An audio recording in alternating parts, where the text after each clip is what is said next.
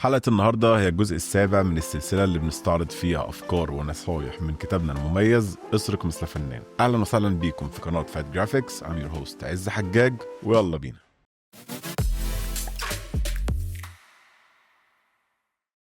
Chapter 9 بعنوان Be boring. It's the only way to get work done. بوينت رقم 1: اهتم بنفسك. أوستن كلين بيقول إن هو شخص ممل، بيشتغل كل يوم من 9 ل5، عايش في منطقة عادية زي كل الناس، عايش مع زوجته والكلب بتاعهم وبس كده. بيقول بقى إن الفكرة الروشة للفنانين والمبدعين اللي بتبقى عند ناس كتيرة جدا، اللي هو بقى حد بيسهر ويطلع يعمل مش عارف إيه ويعمل إيه ويعمل حاجات غلط كتير، دي فكرة مش موجودة ومش صح.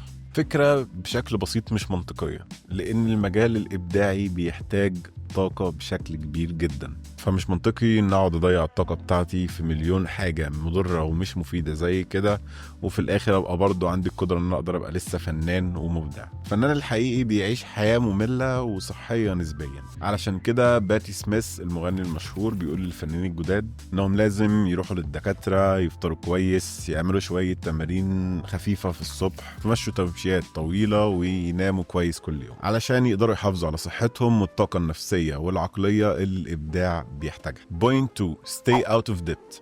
ما تدينش نفسك. أغلب الناس ما بتحبش تقعد تفكر في الفلوس وتحسبها بالمليم، عادي بيحب يعيش ويصرف وقت ما يصرف وخلاص يعني. بس أوستن كلين بيقولك نصيحة لنفسك: ابدأ اتعلم عن الفلوس بدري على قد ما تقدر. أوستن كلين بيحكي إن جده كان على طول بيقول حاجة، بيقول إن الثروة أو الاستقرار ما بتتحسبش بالفلوس اللي بتجيلك كل شهر، بل بتتحسب بالفلوس اللي انت بتقدر تحافظ عليها كل شهر. ومع حق. اعمل لنفسك بادجت شهرية، التزم بيها، متخرجش عنها. أكلك مثلا وانت رايح الشغل أو رايح أيا يكن فين، جهزه معاك في البيت وخده معاك وانت رايح بدل ما تشتري من بره. حوش كل مليم على قد ما تقدر. لما تعوز تتعلم حاجة دور على أحسن تعليم بأرخص سعر تقدر تلاقيه. فن الحفاظ على المال هو ببساطة إنك تقول لأ للثقافة الاستهلاكية. بدل اللاتيه اللي ب100 جنيه اللي بتشتريه، اعمل لاتيه في البيت.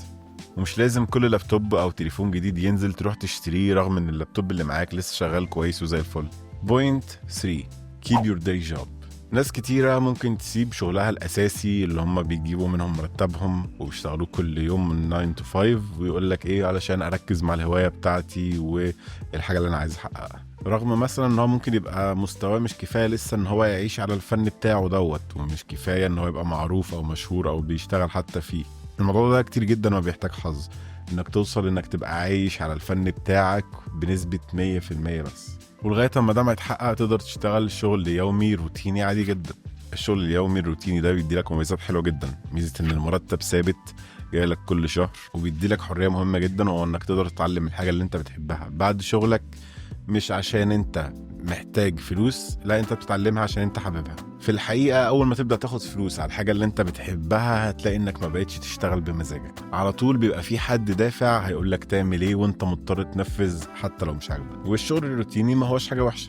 تقدر كمان تلاقي شغل روتيني يومي ليه علاقة بمجال انت حابب انك تتعلمه، سكيل زيادة تبقى عندك، والسكيل الزيادة ديت ممكن كمان تفيدك في المجال بتاعك اللي انت بتحبه او الموهبة بتاعتك. ممكن من اكبر مشاكل الشغل اليومي ان هو بياخد من وقتك كل يوم كمية كبيرة، وممكن في بعض الاوقات ما يتبقاش عندك وقت او مجهود او طاقة انك ترجع بعد الشغل وتقعد تتعلم المجال بتاعك او الهواية بتاعتك. بس برضو الموضوع ما بيتبصلوش من ناحية الوقت اللي معاك بس. اوقات كتيرة لو انت معاك روتين يومي ماشي صح، تقدر تقعد كل يوم تلتزم بيه، ده احسن بكتير من يبقى معاك وقت زيادة. لان الثبات او السكون هو موت الابداعية.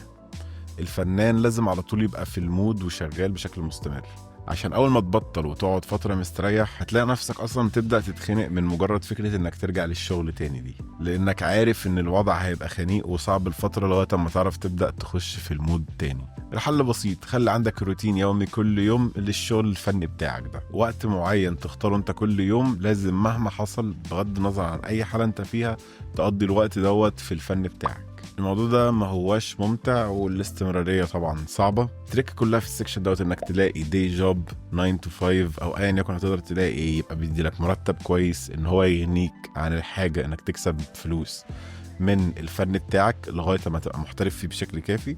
في نفس الوقت الدي جوب دوت اللي بيديلك مرتب بيعيشك، لازم يبقى بيسيب لك طاقة انك بعد ما ترجع من الشغل الاساسي بتاعك يبقى عندك لسه طاقة انك تكمل شغل على الفن بتاعك. بوينت نمبر 4، get yourself a calendar او اشتري نتيجة. بناء اي كارير بيعتمد على تراكم المجهودات الصغيرة لفترات طويلة. تكتب صفحة كل يوم مش هيبقى كتير، بس بعد 365 يوم بعد سنة بقى معاك كتاب كامل. وهنا بتيجي لازمة النتيجة، بتساعدك انها تديلك هدف واضح محطوط قدام عينك عايز تلتزم بيه وعايز تخلصه. بتخليك على التراك وماشي مظبوط وشايف الحاجة اللي انت رايح عليها. الكوميديان جيري ساينفيلد قال قبل كده حاجة كويسة جدا في الموضوع ده. قال ان هو حاطط نتيجة كبيرة على الحيطة عنده. النتيجة دي بتوري كل ايام السنة، تمام؟ فبياخد شغله كله وبيقسمه على جرعات يومية.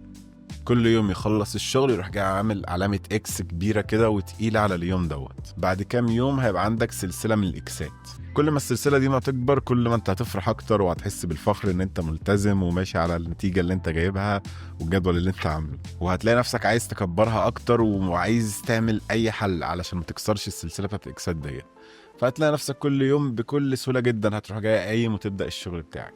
اخر بوينت هنا في الشابتر دوت اسمها keep a logbook. ايه هو اللوج هنتكلم دلوقتي. زي ما استخدمنا نتيجة علشان نسجل التاسكات المستقبلية بتاعتنا وشغلنا المستقبلي، فبرضه لازم يبقى معانا نوت علشان نسجل فيها انجازاتنا الماضية. هو دوت اللوج تسجل فيها كل حاجة حصل، او حتى بتسجل فيها انجازاتك اليومية العادية. الموضوع ده كانوا بيستخدموا البحارة زمان علشان يفضلوا مسجلين هم مشيوا قد ايه ودخلوا قد ايه في البحر. ده نفس اللي انت بتعمله، بتسجل انت وصلت قد ايه ودخلت قد ايه في انجازاتك. ده كان 9 شابتر من كتاب اسرق مثل فنان. لو استفدت من الفيديو وعايز تدعمني اعمل لايك اند سبسكرايب. اتمنى يكون الفيديو عجبكم وبس كده.